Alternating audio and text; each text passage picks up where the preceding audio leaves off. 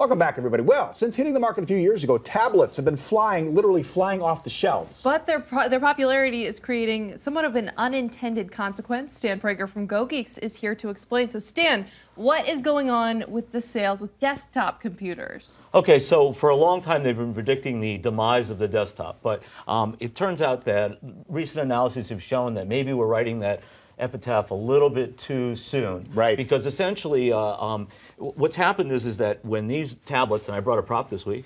Is that a mini? That's a mini tablet, right? Yeah, this is a Kindle Fire HD, okay. But you know, there's iPads and there's Samsung Galaxy, there's all kinds of tablets, right? And they're really terrific devices. And when they first came out, everybody was like, wow, this is so wonderful. And it cut a big piece out of the traditional laptop and desktop market. But now, after you've had one of these for a while, you realize that, geez, one size doesn't fit all. Yeah.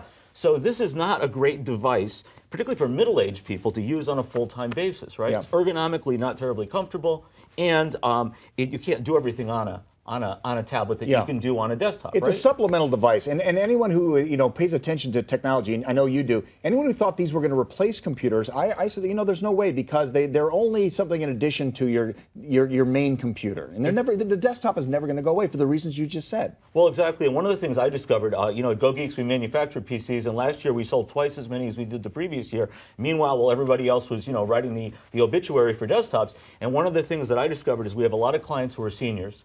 And look, I'm in my 50s. I've got a 27-inch monitor. That's twice the size of the TV I had 10 years ago, Tom, on my desk, right, with a wireless keyboard and mouse. I've got a smartphone and a tablet and a laptop, but when I come home, what do? Yes. I get on my desktop. More power, for the buck. What continues to hemorrhage, though, are laptops. And you know why?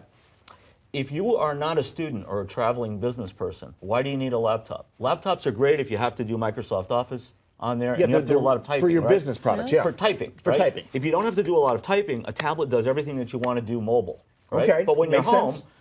Why not get on a desktop? That's strange to me. I love my laptop, but maybe it's because I live in a small place, so it's easy to just shove it in a corner when you need it versus all the spaces. I'm guessing it's because you said it's more middle-aged people. They have more room and places to store it. It's also because, Emily, you're a much younger person and you've got much better vision. Ergonomically, wow, right? you make the assumption. If you're in your 20s, a laptop is fine. I mean, that's why students love it, right? But ergonomically, it's not very comfortable for older people, especially seniors. I've had a number of people who are in their 80s whose grandchildren bought them laptops for Christmas and wondered, how come Grandma doesn't use the computer like she used to?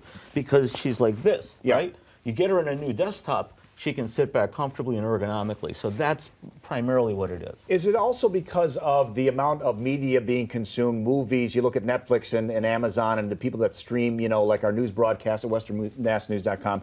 Is that another reason why people want a bigger screen? I mean, it's great to see it on your phone, but it's really nice to be able to sit at your desktop and watch our newscast stream on a bigger screen. You got it. You absolutely got it. I mean, I have some people who are buying televisions and hooking their desktops to televisions on their desk. I hooked up one the other day. We delivered a new PC to someone. They bought a 42-inch TV/monitor. So, it's a television, and they can do everything on there. And as you're doing more and more things on the web, it's terrific for you. That will be the next definition of a desktop computer. Will be your television.